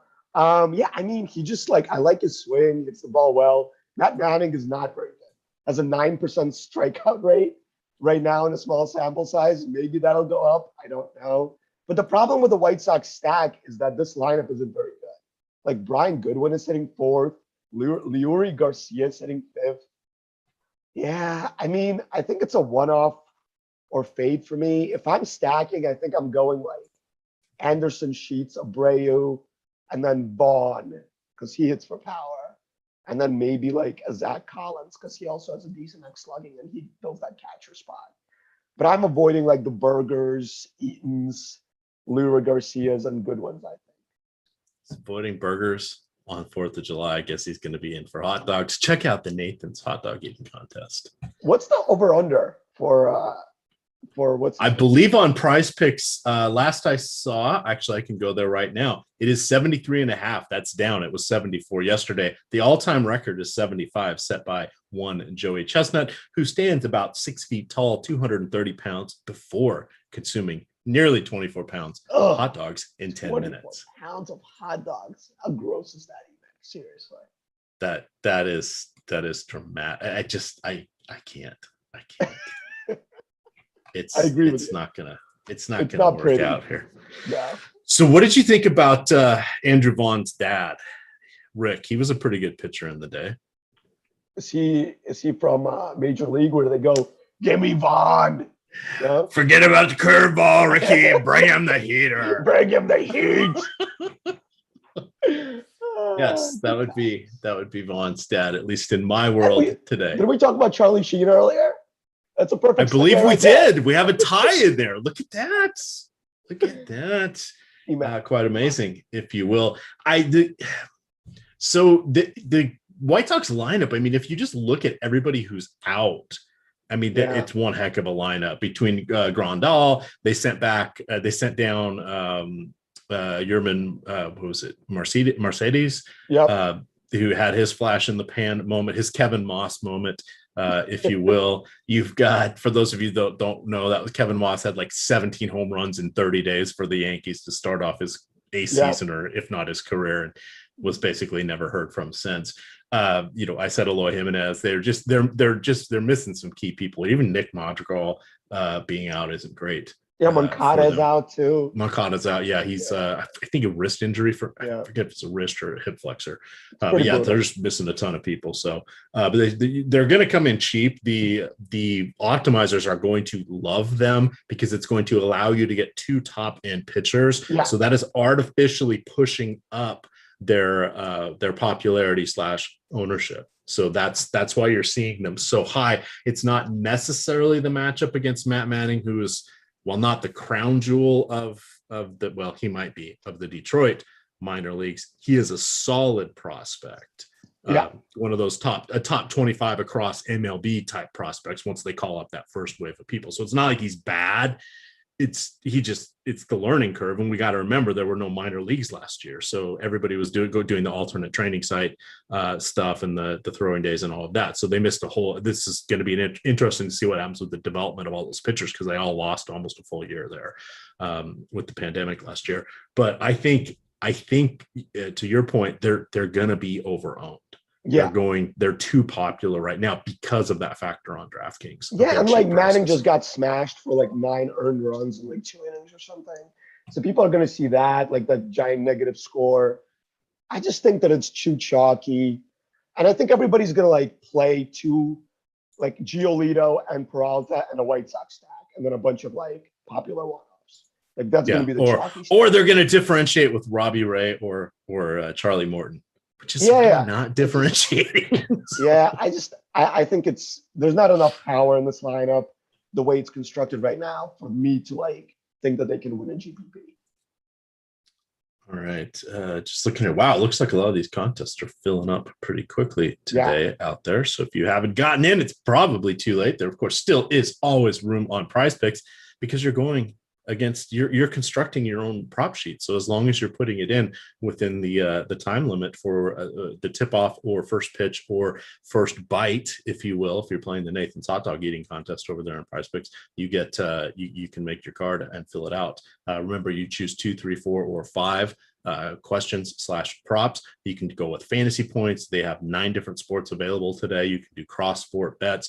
You can actually do same game parlays, which essentially you're just mostly picking the players. So that's how they kind of are allowed to do that. Only FanDuel does actual same game parlays for team type wagers. So it's just kind of interesting. But Prize Picks, you know what they have that FanDuel doesn't? A deposit bonus. $100 immediately when you use the promo code Awesemo and put in $100. Boom, you're off and running, already doubled your money. Anything we say on this show is not going to give you that kind of guaranteed double your money aspect. Yeah, that's true. Moving down I don't know, I guess we'll call them the top stacks. How are you feeling about Toronto? I like Toronto. My issue is I think like Tampa pulls their pitchers really quickly when they struggle, and then you end up like facing a really good bullpen. So they really need to go off against Yarbrough. Doesn't strike anybody out. Also doesn't give up a ton of power, but all of these guys hit for power. Their run total is 5.8. That's like a ton of runs here. I like the stack fading Semien just because I always do. I don't know. He is a guy that always hurts me when I try and fade him. So at your own risk. But Bo Bichette, Guerrero, Springer, Hernandez, and Grichuk is the stack I would go with here. They're actually like decently cheap outside of Bichette and Guerrero. Nobody's gonna like break the bank here. So I like that stack. I think it's a good GPP stack. We have them projected as with a positive leverage score, which is another thing I look for. So right now they're projected as our 3rd highest stack, but only with 6% ownership. So you're getting a positive leverage score of 3.8, which is really nice. Would you go with either of the New York teams? No, because it's a 7-inning game. And like Stroman only gives up ground balls. He's like the same version as Keller, but like a better pitcher. And then I don't want to stack against Cole in a 7-inning game. I like Cincinnati. I like the Reds today. It's all right. Sell me on that. Going against Kyle Hendricks here, they have about a 4 implied. Oh, sorry, almost a 5 implied run total. Hendricks Yeah, has been so relatively Hendricks is- solid, giving up more home. Sorry, I'll let you go. Giving up more home Sure. runs than expected this year. But other than that, he's been solid. You're willing to pick against him here in the Great American Ballpark? Just the park is great. It's 90 degrees, tons of humidity. The weather is really good. He's giving up 10.4% barrels. So when they do square it up against them, they hit it hard. And I just love the middle of this lineup for the Reds as far as GPPs goes, just because they all hit for power. Winker, Castellanos, Votto, and Naquin, namely those four. And then you can throw in Suarez. He strikes out a little bit too much. But the other guys are just really, really good plays against pretty much any pitcher. And I'm just willing to think that Hendricks isn't really that good at this point in his career. Only 18% strikeouts, slugging of 491. So that's the type of guy I'm willing to pick against. And I think they're really good GPP play. All right. Somebody was asking, how do you feel about Fernando Tatis against righties? I like Tatis against anybody. He's just an amazing hitter. They're facing Tyler Anderson, who's a lefty. No, they're not. Tatis. It's Velasquez. Yeah, so Velasquez. The VV, Vincent Velasquez. Last start, I think everybody stacked against him, and then he ended up with like 38 DK points or something insanely ridiculous. But he's giving up a 20-degree launch angle, great for home runs, hard hit of 40%, which isn't amazing, and then an slugging of 409, also 12% walks. So for me, this is the type of guy stacking against some GPPs because you really never know what type of version you're going to get. He can either shut a team down or he can give up a bunch of runs. Tatis has a 27% strikeout rate, but he has an slugging of 653, which I think is second in the league. It's ridiculous. So I like Tatis against anybody, and he's going to be lower owned today than you'll usually get him, I believe. All right. We have a couple more that we want to talk about. We're going to get out of here in 13 minutes because we have the NASCAR Live Before Lock coming on after us with Jason Floyd and Bill breaking down all things NASCAR. The other one I wanted to mention here, let me get back to my notes sheet. We talked about the Twins. We talked not enough about the Brewers going against Tyler Anderson. Did you know that over his last games, Tyler Anderson has allowed 12 home runs in 44 innings, 5.53 ERA, just 7 strikeouts per 9 innings. Across his last 500 matchups against opposite-handed hitters, he has a 350 WOBA and a 225 ISO. What is our final tally here for number of righties in the Milwaukee lineup? It is, no Christian Yelich. Yes, Jackie Bradley, and everybody else is a righty. That could be a little bit of a problem. Let's see where we landed. So you have Avisail Garcia, who over his last 300 plate appearances against the lefties has a 350 WOBA and a 200 ISO. We got Manny Pena batting $7 on Yahoo. Play him in your Yahoo lineups for sure. And then the other nice guy in there is, Willy Adames.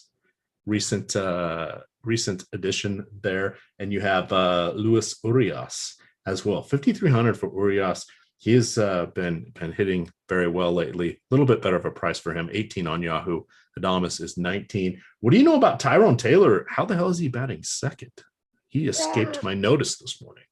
He's pretty decent. Really good sprint speed. Slugging of 438. Good launch angle. I like Taylor. I guess I like the stack 2 through 6, but I'm not really high on Hura and Pena. So it's really just Taylor, Adames, and Garcia for me. But I love these guys as one-offs because I think they're really good power one-offs that could get you a home run. So I love Garcia and Adames to hit home runs today. For those of you that are playing the late slate, the afternoon game, we have 4 games there. It's going to be 80 degrees in Anaheim. I do want to throw out, it's a 107 local start. There you've got the Angels going against Tom Eichelman, 6.2 implied run total here. Your pivots away from that are going to be the Mariners against Mike Fultonevich and the Rangers in that same game against Chris Flexen. I dislike both of those pitchers. They're going against marginally weak offenses, but that's a play both sides. Fulte at least does occasionally strike people out. Chris Flexen, not so much, but he hasn't been as bad as he was when he was outright released. I believe it was from the Mets before he went and spent last season in the KBO. And then, of course, play Shohei Ohtani and Jared Walsh and Anthony Rendon and David Fletcher and Phil Gosselin. So there's your afternoon action.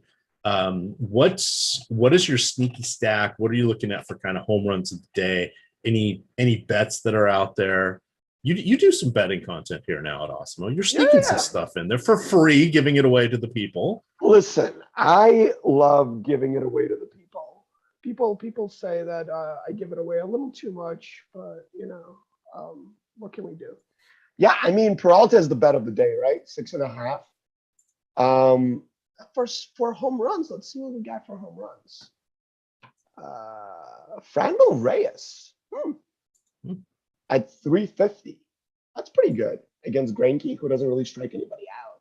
So Reyes is going to get the bat on the ball, and usually when he does, it goes really, really far. Vladdy Guerrero at 370. Wow. I like that bet too. Yeah, those two guys, I guess. Wait, you said Reyes, right? Yeah, FanDuel. Okay. I think that's a good bet. Let's see. What do we have for over-unders today? Cubbies. Yeah, so you got really Brewers good. Brewers at 10 right now versus Anderson. Yeah. San Diego and Philly is at 9. And the Twins versus Keller, who has forgotten how to give up soft contact. Yeah. 10.5 for that one. If there's any, which reminds me, if there was any I was going to go over, it might be that Twins number. I want to point out, last week I was saying that when I was looking at the Awesemo pitcher tools page, the Awesemo lineups page, and we were looking at the implied run totals, and I thought those were built from the ground up out of Alex's DFS model. It was incorrect. He set me straight. It is his number, and it is going to be just a little bit higher than what you're going to see out of Vegas, but it is built off of Vegas. He tweaks a couple things. It's more to show the DFS potential, because when overs are bested, they tend to be not just barely over, they tend to be 1, 2 or more runs over, and it's a function of that. So I had misunderstood that, so I wanted to point it out. Don't use that as your betting indicator, because it's always going to be slightly above the MLB baseline, but he is tweaking it to account for that from a DFS lens. Right. So I was right, it was his calculation, it just wasn't doing what I thought it was. So we'll forgive you. I want to point that out, because everything else Alex is doing, I mean, this is his model. I just assumed it was data exhaust byproduct of other things he was already doing. But that one is technically not. So I want to put that out there. Let's see. A Zunino 2 home run game incoming. He does love to hit them in pairs. He strikes out Zunino. In it's fours, such a great, but he hits home runs in pairs. It's a dichotomy. Guys, Zunino is like my favorite DFS play ever, just because you know what you're going to get. It's either going to be like a 0 or a 14 or a 28, Like, it's binary. And he's a perfect GPP play because nobody ever plays him. Like, he's always like 3% owned. Sterling Gentry Jr. would like to know which of the home run leaders of the season will hit a home run today. Tatis, Ohtani, or Vlad Jr. to celebrate the 4th of July. Vladdy. Right. What is the technical term for a longo dongo or a Springer dinger? The technical term? I don't know what the technical term is, but I think you have a good chance of a Springer dinger today. That would be a homer, Bailey. Boom! I made that one up on the spot. Dad jokes. Hold on a second. He's not even in the league anymore. Who isn't? Homer Bailey.